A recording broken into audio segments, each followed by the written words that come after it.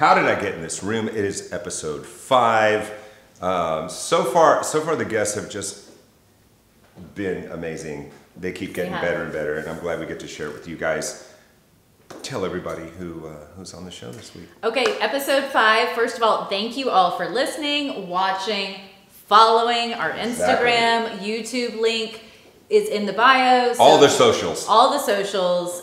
Shameless plug here, but we are now at a whole 86 followers. So if we get to 96, it's an avalanche. It's going to be epic. We'll it's celebrate. Chaos. It's an avalanche. Yes. So the episode today that we will be, or the interview that we're going to be doing is Rachel Bolan, the Rachel Bolan of the mighty Skid Row. Yeah, it's pretty cool. I mean, so, you know, I think for folks who, some of the older viewers like me, right? So the OGs that saw the whole hair metal thing happen, you know, like late 80s. And when Skid Row hit, it was just like exploded. One major hit after another. And, you know, so many great songs that still resonate with people today. Right. One of my favorites, and when we allude to this in the interview, is 18 in Life. Yeah. If you have not listened to 18 in Life and just felt like you can go through a breakup or you can survive high school, I suggest you do that now. So this is the cool thing that the years put on a song, right? Killer, corny, and killer again. You know, it's like there's a lot of songs that go through that because everything falls in and out of fashion, right? It's like something is cool, then it's not cool, then it's really cool. But if you look at the Skid Row catalog, they wrote so many incredible songs. They stand up to time. They are absolutely, you know, essential in the hard rock world. So I'm not going to talk any much. Without further ado, nobody's corny to do it. Yeah. We're going to go ahead, cue up the interview. Let's do it. Zip that lip.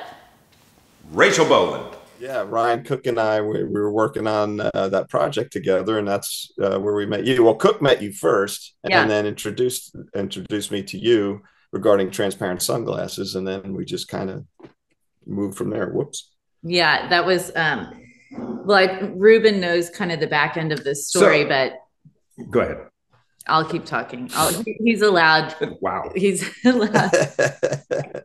I'll give him a little bit of screen there. But yeah, no, that was so wild because I think I'd met Ryan Cook via maybe Marty or Kevin. Fredrickson. Yeah, right? Fredrickson or Kevin Williamson.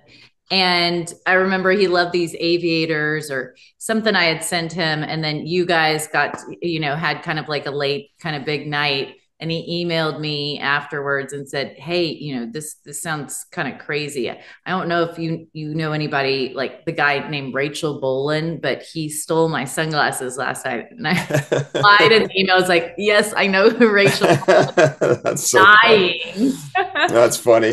And I think that's how we started working together. Yeah, it was. And we worked a while on that aviator, the red with the black frames. We went through a few transitions of it, and it came out really cool. I still have a couple pairs left.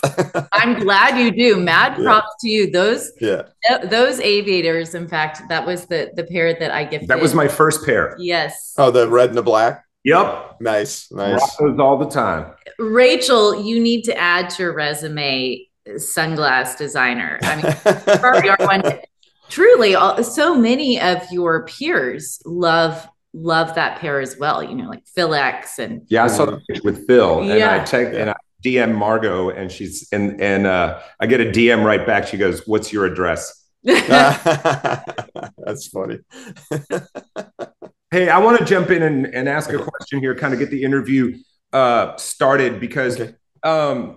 For someone that's been in music for as long as you have, are you kind of amazed at the enduring impact of just the music that Skid Row did when it came on the scene, that there are still fans all around the world that are obsessed with the band?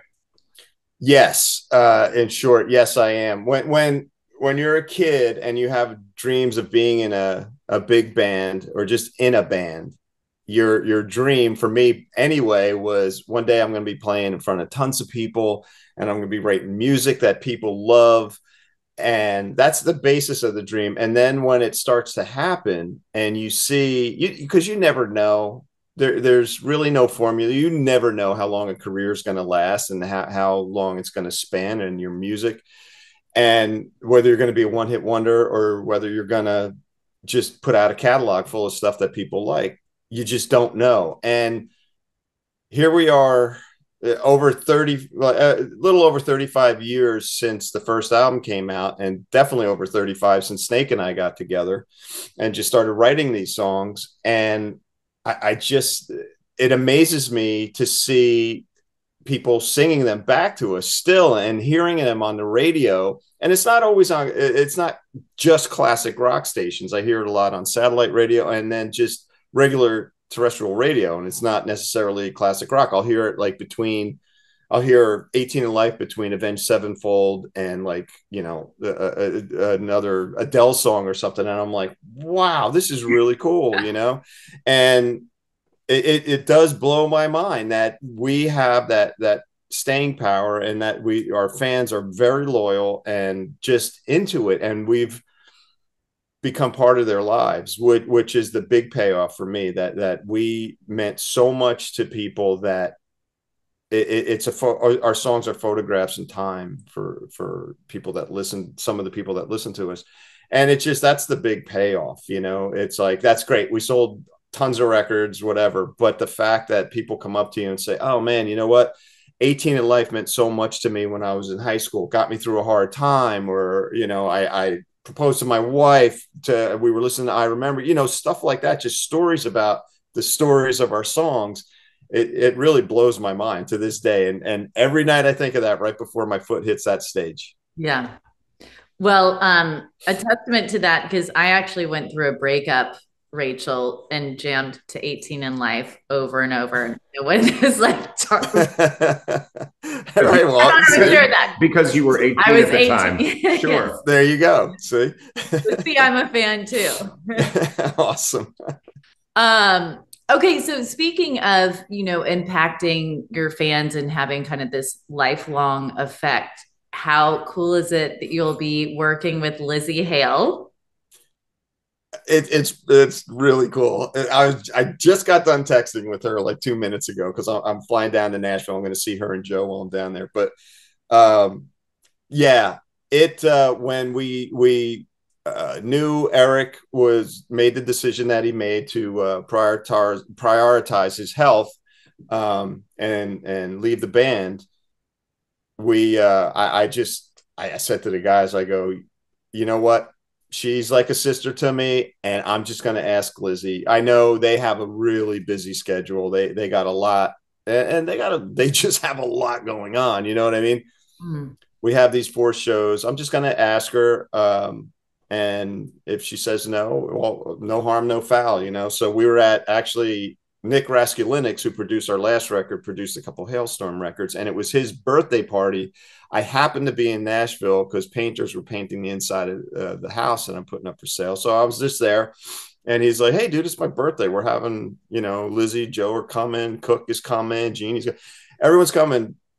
You gotta come by. And I was like, okay, cool. So I got the painters out of the house a little early, and I went there, and that's when I asked Lzzy. I just said, hey, would you want to fill in on vocal, or you want to come sing with Skid Row?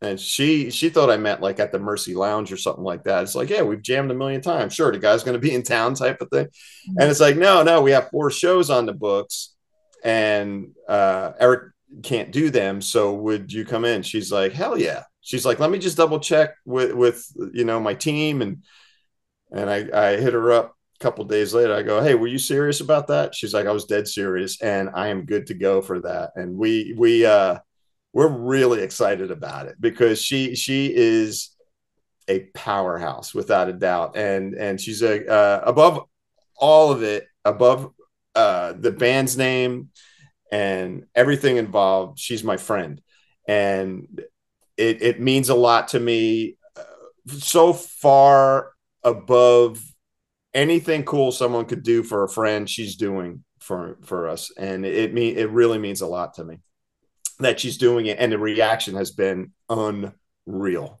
It's great. Lizzie, she is her own person, and we asked her not for any other reason than how good she is and how powerful she is and how much she means to people. And I got to be completely honest, I knew this was going to get attention, but I didn't know like people were going to be snapping out, and it's making me like, wow, my mind is completely blown. And it's a matter of a friend coming in to help friends. And it's, even though we came out before and may have influenced her with stuff, she's helping us a lot in a situation we're in. And it is becoming something bigger than both of us. And I'm using her words. She's like, this has become really bigger than the both of us. And so everyone is really excited. Her team is excited. Skid Row team is excited. The fans are just losing their minds. And I can't wait. I cannot wait. I just want to get into rehearsal, man. I just cannot wait to hear her sing these songs. And I think what we're going to put forth together is something really, really special that people are going to dig. I want to ask about touring, because obviously when you guys broke, that was nonstop on the road touring, let's get it right now, because it's a hot commodity. Today, when you guys go out on the road or you're doing long tours, small tours, what's the biggest difference in touring? Age. Sure, yeah, of course.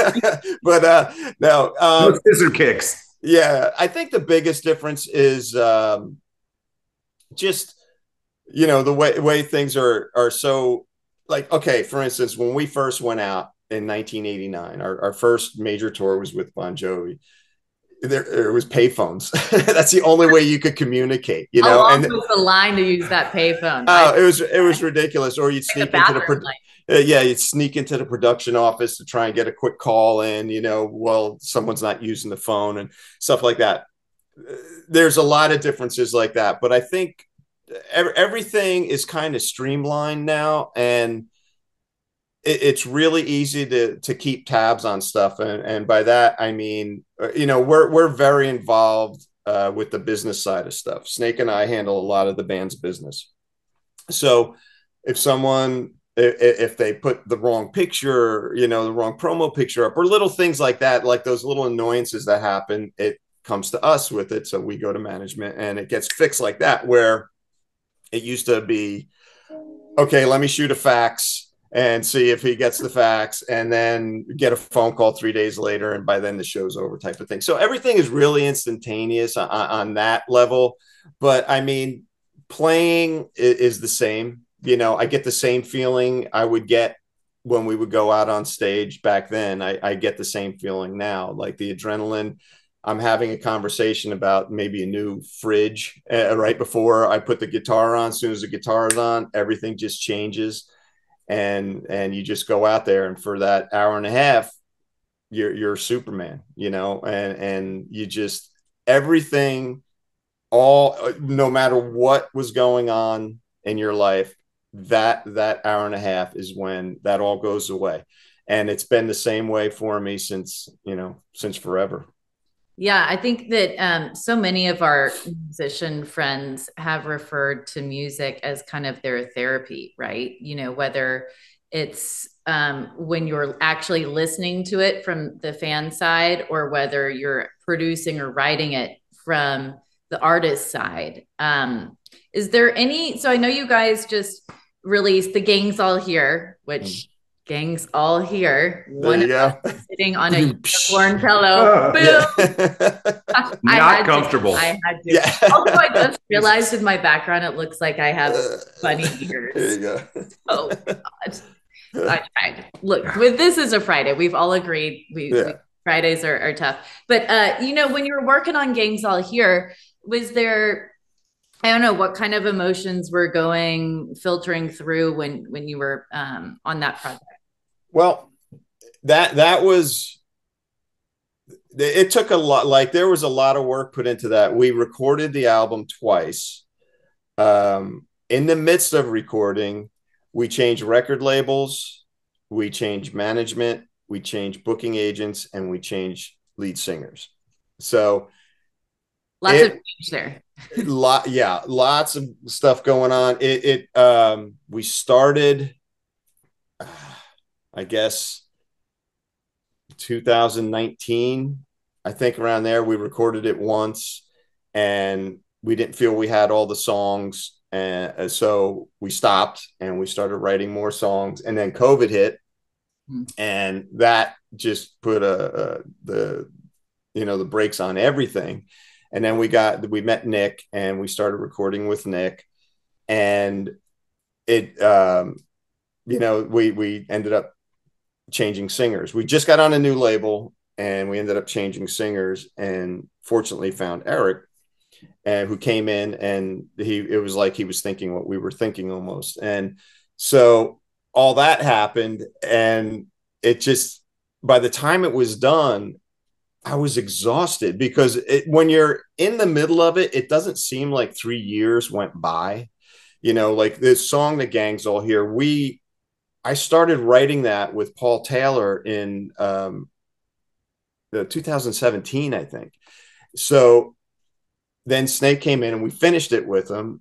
And then, the world got turned upside down with the pandemic. And so we just kept writing and writing. By the time we got to Nick, we had a good amount of songs that we liked, but Nick also deconstructed everything. He's like, okay. And then all of a sudden we need more songs, because he's like, okay, these songs are great.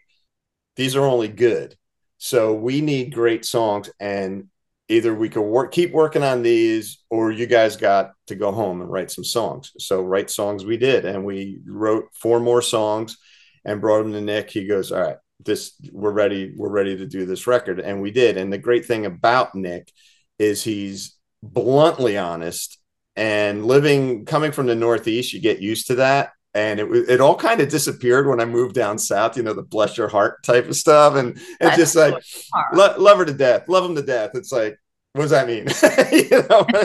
So Nick is just, he's from Knoxville, Tennessee, but he spent all his summers in my hometown. I didn't know him then, but he spent his grandparents lived like, I don't know, 1.5 miles from where I grew up. So he spent all his summers here. So he's Jersey by association. So he was just brutally honest. And that's what we needed, to be this long into our career and have someone just be completely honest with us and say, this song sucks. Yeah. This is not Skid Row. That's Skid Row. That's not. Do this. And he helped us retrace our roots. And so all the work that went into that record, by the time it was done and I had the vinyl in my hand, I was like, I need a nap. It took a lot out of all of us to get that to the point it is. So, I want to go back a little bit, because I think what the Skid Row sound has, other than, slower songs that were immense hits, you guys were very riff orientated. You always, each song, and back in the day when you put the needle on the record, you were going to get that cool riffing right off the top.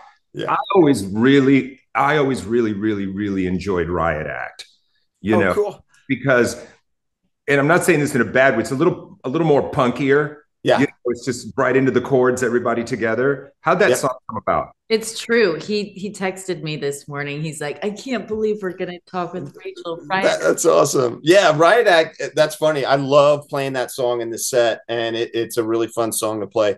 That was one of those songs that we probably start to finish wrote in about 45 minutes. It just worked. It was one of those songs that just worked from the get-go, and it's always a fun one to play live. And I don't know. Are we doing that with Lizzie? I'm not sure. I don't remember what set I sent her, but yeah, I love playing that song. Well, hey, and I'm going to ask the question because I know you and Margot can reminisce about old times for hours.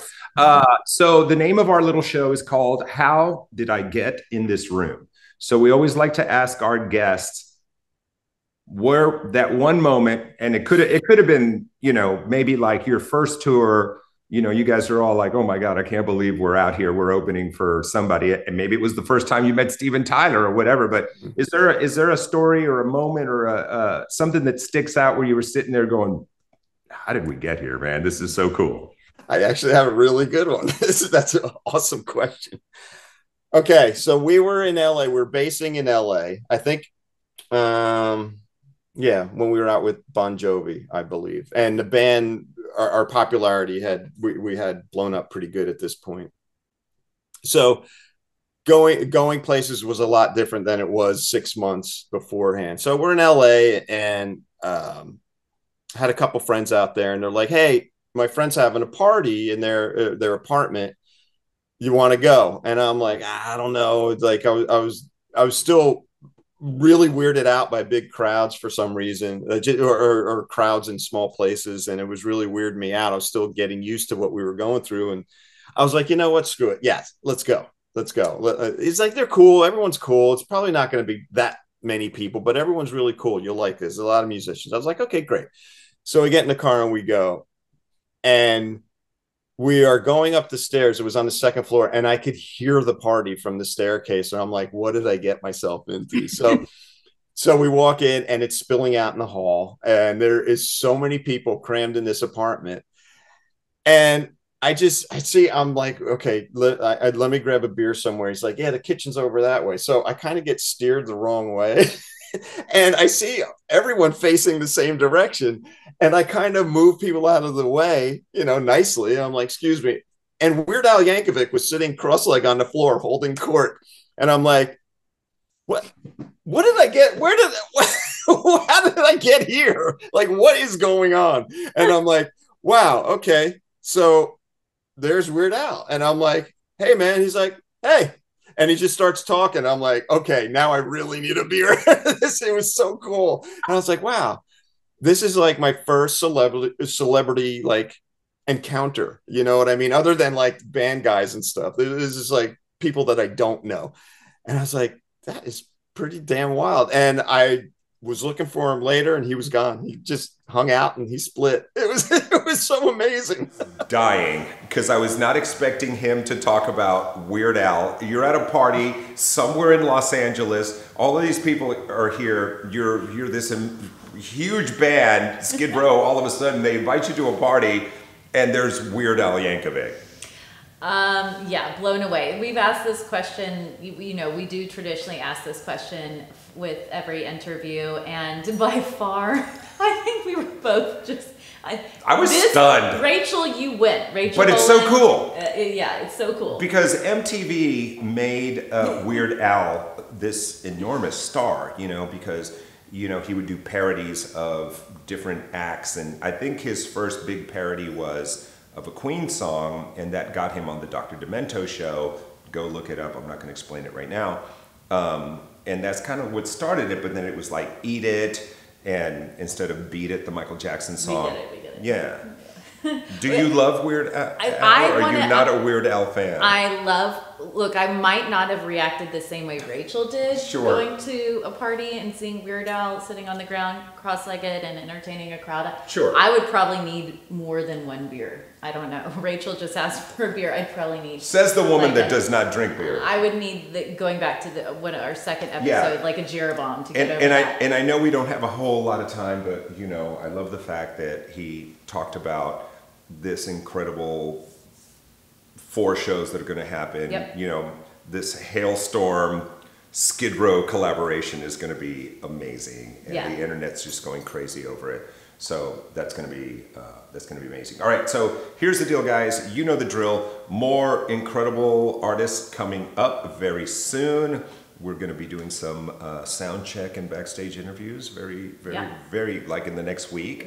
I thought this was going to be an easy gig, just helping him out, but you know, now it's full time. So yes, we will be sound checking and all sorts of things. You're so sweet. That does it for us, guys. I'm Ruben. That's Margot. You know the drill. We'll see you next time on How Did I Get in This Room?